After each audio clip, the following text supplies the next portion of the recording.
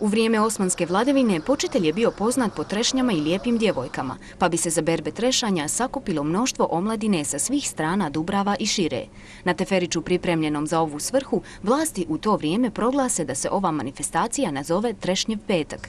Dolaskom na vlast Austro-Ugarske carevine počinje i industrializacija Hercegovine. Zbog takvih promjena dolazi i do promjene neradnog dana, pa to više nije bio petak nego nedjelja. Prema tome se i naziv manifestacije promijenio iz Trešnjevog petka u Trešnjevu nedjelju. Trešnjeva nedjelja je tradicionalan festival koji datira i koji je star više stotina godina. Svake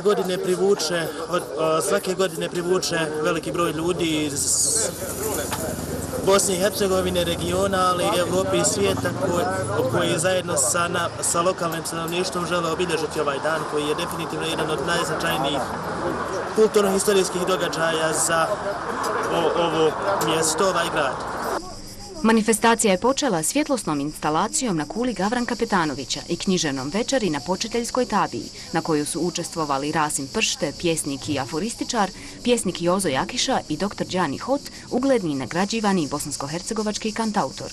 Danas je drugi dan manifestacije, imali smo priliku vidjeti tavlat turnir, počiteljski bazar, a završni dan manifestacije je sutra, kada će biti održana performans Damira Nikšića u umjetničkoj koloniji Počitelj,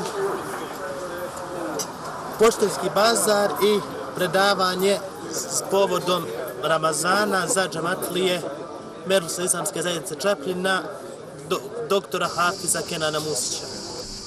Svojevremeno je i Turistički savez opštine Čapljina, koji je bio organizator manifestacije Čapljinsko ljeto, uzeo Trešnjevu nedjelju kao zvanični početak trajanja ljetne sezone. Zahvaljujući prije svega postojanju i radu Kulturno-umjetničkog društva u Počitelju, a u novije vrijeme i Internacionalnoj umjetničkoj koloniji, i sama manifestacija je dobila internacionalni karakter.